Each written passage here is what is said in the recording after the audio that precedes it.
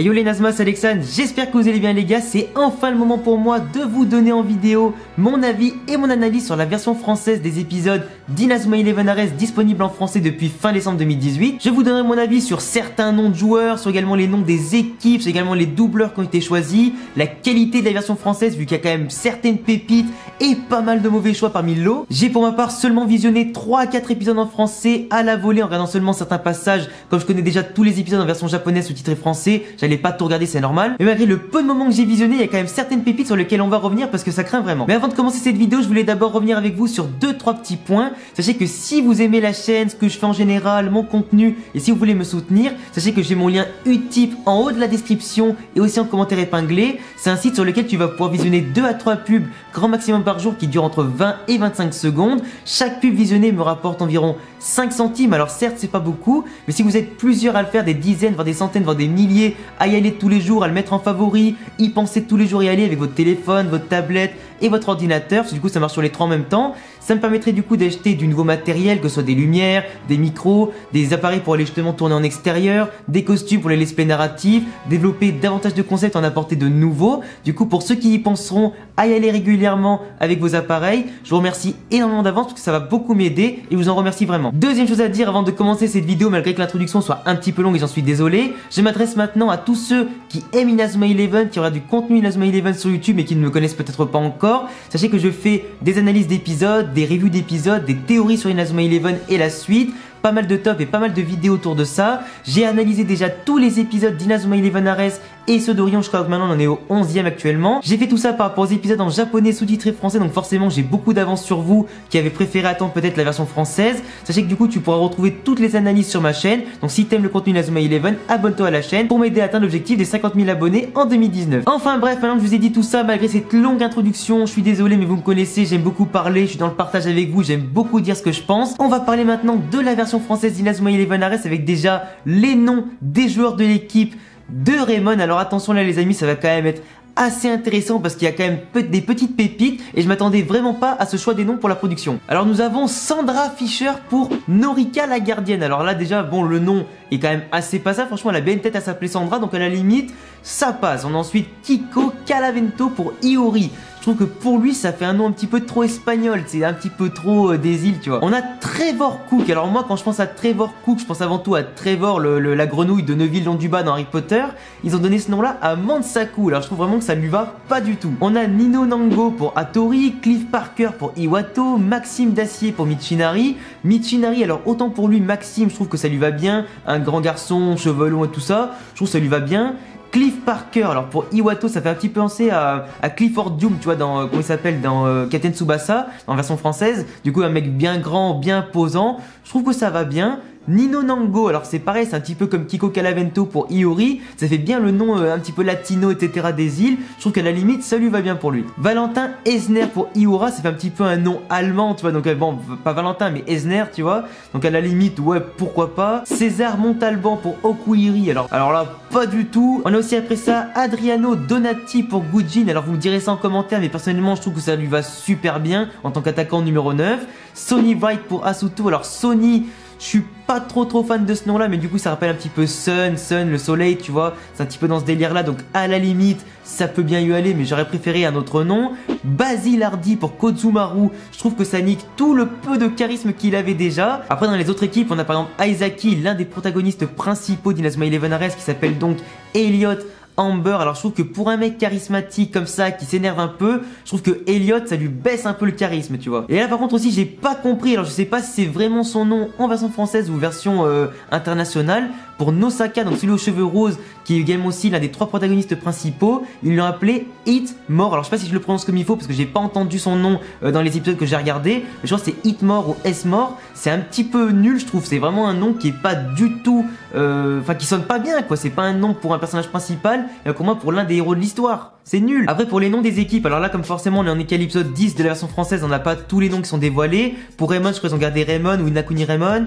Pour Seishu Gakuen, l'équipe de Aizaki, donc de Elliot Amber, ils l'ont appelé l'école Polaris. Bon, à la limite, ça peut être pas mal. Par contre, pour l'équipe de Utei Tsukinomiya, qui est donc l'équipe de Nosaka alias Etmore, ils l'ont appelé l'équipe Selen. Et alors là, je comprends pas pourquoi, parce que l'équipe Selen, alors peut-être que dans un certain langage, ça veut peut-être dire la lune ou je sais pas quoi, mais je veux dire, ça n'a rien à voir du coup avec l'équipe d'Utei Tsukinomiya. Ça sonne absolument pas bien et ça fait pas du tout peur comme équipe, quoi. Surtout quand tu sais qu'ils sont quand même censés représenter le système de la balance d'Arès. Équipe Selen, ça sonne pas forcément très bien, quoi. Après, si je peux rapidement donner les voix, et là je le répète, comme j'ai pas vu tous les épisodes, j'ai pas noté des trucs sur tous les joueurs, sur tous les personnages, j'ai noté simplement ce qui m'intéressait dans cette vidéo là. Vous me direz en commentaire ce que vous en pensez. Par rapport à la voix de Jude, de Nathan et de Sam Ford, mais elles ont toutes les trois changé, je trouve ça insupportable, surtout celle de Nathan, elle est totalement dégueulasse. Arrête! Sam Ford, il faut que tu cèdes le brassard de capitaine. La voix du coach, elle est insupportable et franchement, la vie de ma mère, si j'avais un coach comme ça, avec une voix comme ça, mais jamais je l'écoute et je change direct d'équipe, bro. Ils ont tellement été surexcités par l'extrême. L'assistante chez les Raymond, alors certes, elle est jeune, elle est mignonne, tout ce que tu veux, mais elle a vraiment une voix totalement pétée et t'as juste envie de la gifler. Mais quoi, l'entraîneur?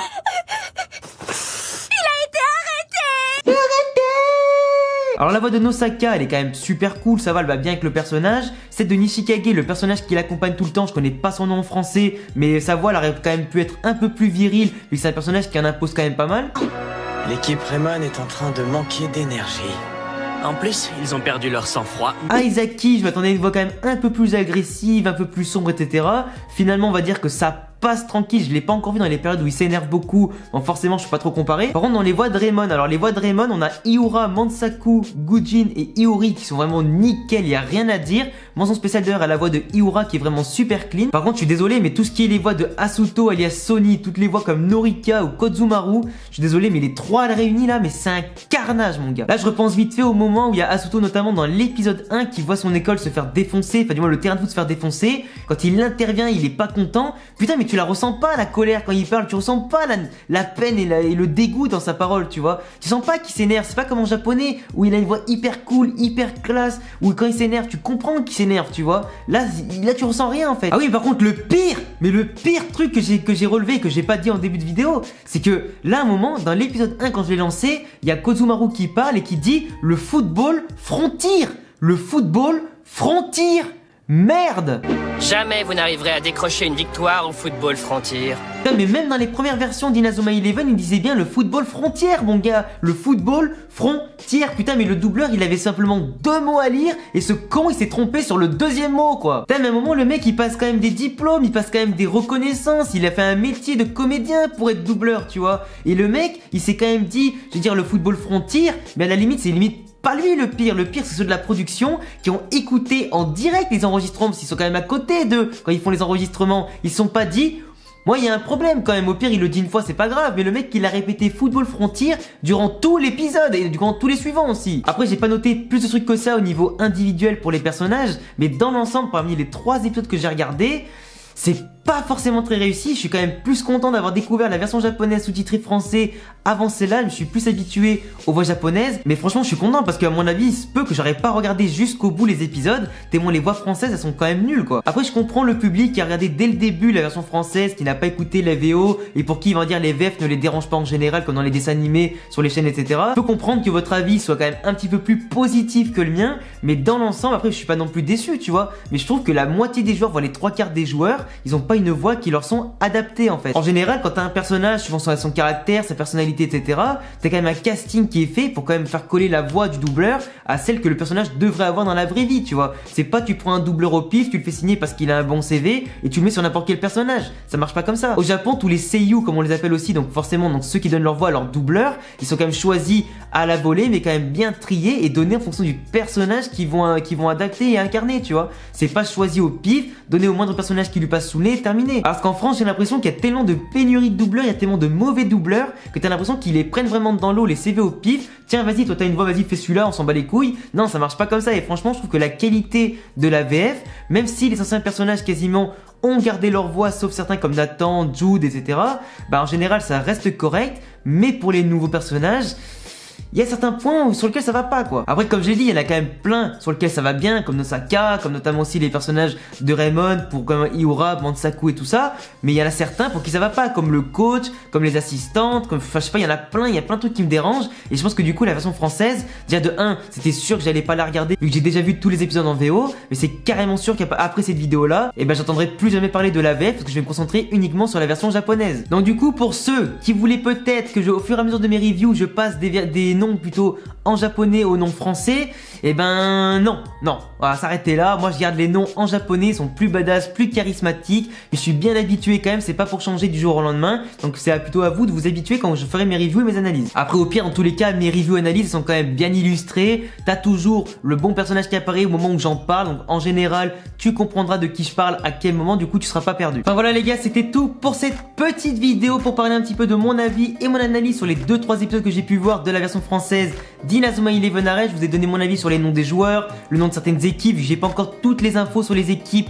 il n'y a pas encore tous les noms qui avaient filtré en français, mais c'est pas bien grave. J'ai donné également mon avis aussi sur les doubleurs, certaines voix qui ont changé, qui sont pas adaptées, qui sont un petit peu nulles. J'ai donné mon avis également sur les bonnes voix et tout ça. J'attendrai bien évidemment en commentaire vos avis également sur la version française. Si tu kiffes Inazuma Eleven, les mangas, les animés, Pokémon, les jeux vidéo, les vidéos détente et humour, bah écoute, t'es tombé sur la bonne chaîne, abonne-toi, laisse un pouce bleu et coche la cloche pour recevoir toutes les notifications. T'as également le lien de tous mes réseaux et de mon Utip en description. Je compte sur ton soutien pour m'aider un maximum. Et à bientôt pour une prochaine vidéo. Ciao.